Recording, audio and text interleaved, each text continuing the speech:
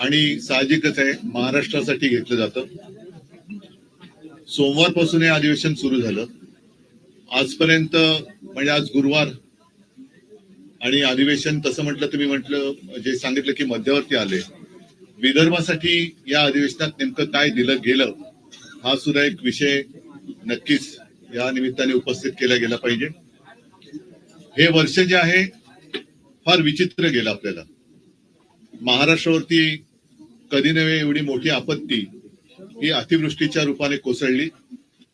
मी स्वतः मराठवाड्यामध्ये फिरलो.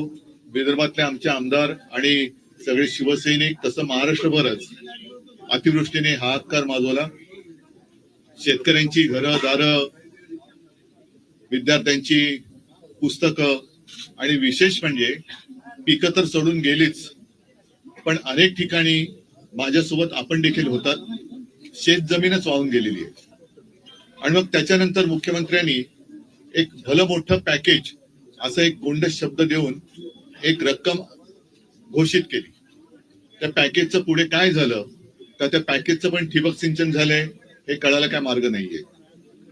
एकूणच या अधिवेशनाच्या निमित्ताने असतं की एक पद्धत आहे.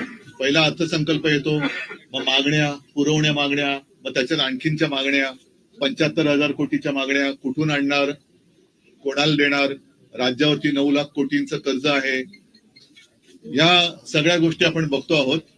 पण एक मुद्दा मला या अधिवेशनाच्या निमित्ताने उपस्थित करायचा आहे, तो म्हणजे गेल्या महिन्याच्या अखेरीस देशाचे जे मंत्री आहेत, कृषी मंत्री शिवराज सिंग चौहान, त्यांनी सांगितलं की महाराष्ट्राकडून आपत्तीग्रस्तांच्या मदतीसाठी कोणताही प्रस्ताव अद्याप आलेला नाही. आणि हे राज्य सरकारचं विंग त्यांनी फोडल्यानंतर घाईघाईने शेवटच्या आठवड्यात एक प्रस्ताव केंद्राकडे पाठवला असं जाहीर करण्यात आलं. आम्हाला आता जाणून घ्यायचंय की हा नेमका प्रस्ताव काय गेलेला आहे, किती रकमेचा गेलेला आहे, त्यातून कोणाला मदत होणार आहे. राज्य सरकारला मी पण आहेच विधिमंडळामध्ये, आपण भाग पडलं पाहिजे की हा राज्याच्या मदतीसाठी जर का आपण प्रस्ताव पाठवला असेल तर तो पटलावरती ठेवला गेला पाहिजे.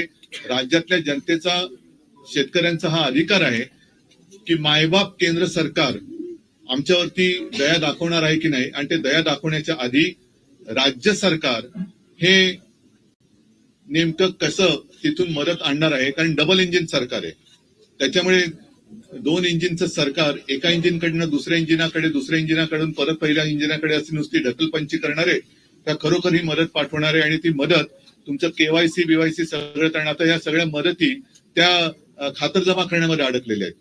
म्हणजे पीक विम्याची सुद्धा तुम्हाला कल्पना आहे की ती जी काय मदत व्हायला पाहिजे ती मदत करण्याचे ते जे ट्रिगर होते तेच काढून घेतले गेले. त्याच्यामुळे मदतीची थट्टा झालेली आहे. 1 रुपयाचा पीक विमा, 6 रुपयाचा पीक विमा, 21 रुपये असे चेक आलेले आहेत. मग हे जी शेतकऱ्याची थट्टा करणाऱ्या कंपन्या आहेत त्याच्यावरती सरकार कारवाई करणार आहे का, आणि असे अनेक प्रश्न आहेत.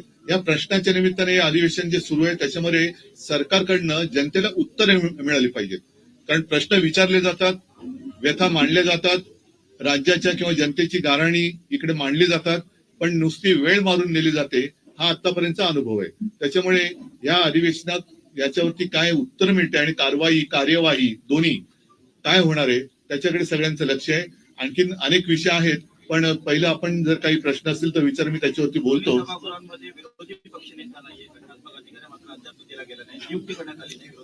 मी हे तुम्हाला का बोलायला सांगितलं, कारण हे प्रश्न तुम्ही जे विचारणार आहात तेच प्रश्न जनतेच्या मनात आहेत.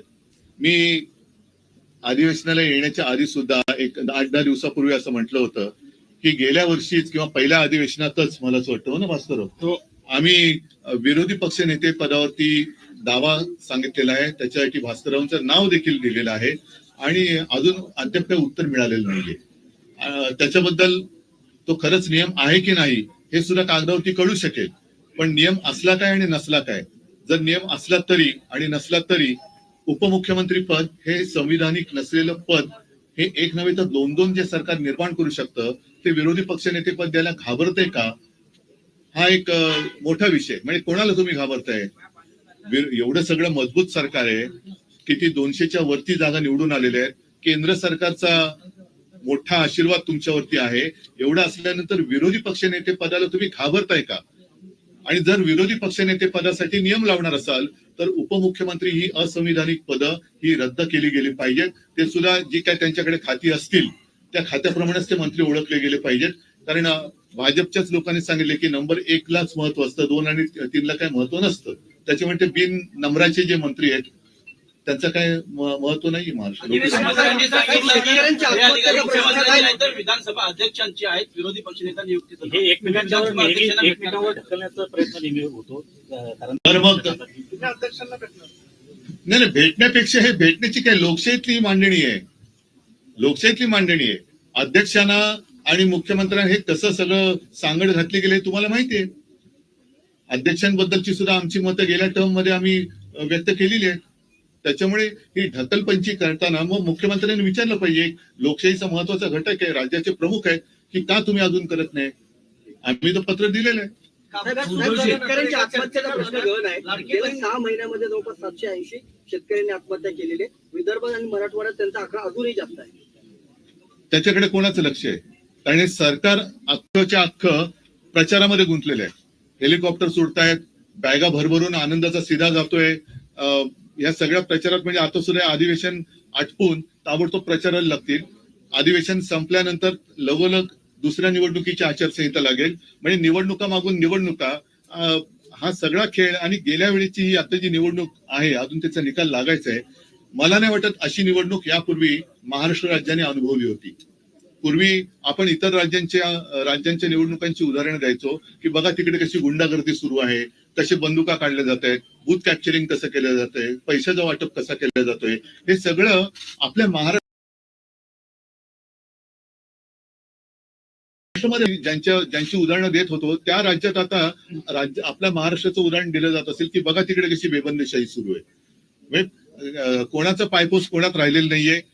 मित्र म्हणताना एकमेकावरती धाडी टाकतायत, एकमेकाचे पैसे उघडकीस आणतायत. रोज कोणत्या ना कोणत्या तरी मंत्र्याचे भ्रष्टाचार अगदी पुराव्यानिशी बाहेर येत आहेत, त्यांच्या फिल्म बाहेर येत आहेत, पैशाच्या थप्प्या बाहेर येत आहेत.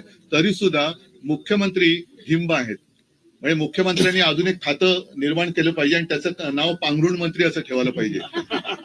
म्हणजे जे बाकीचे जे मंत्री आहेत ते हातपाय पांघरुण बघून हातपाय तरी पसरतील आणि मुख्यमंत्री बसलेत पांघरुण घालायला. त्याच्यामुळे इतर खात्या माझ्या सूचना तर जाऊ दे ना, इतर खात्याच्या बरोबरीने मुख्यमंत्र्यांनी पांघरुण खातं हे तयार करावं आणि स्वतः त्याचं चार्ज घ्यावा. कारण त्यांच्याकडे म्हणजे मला मुख्यमंत्र्यांची दया होते की कोण होतास तू, काय झालास तू, एवढ्या सगळ्या भ्रष्टाचाराने जवळ घेतलंस तू, स्वतःच्या पांघरुणात घेतलंस तू, काय होतास तू, काय झालंस तू, भ्रष्टाचारानं पांघरुणात घेतलंस तू, कसं म्हणजे ही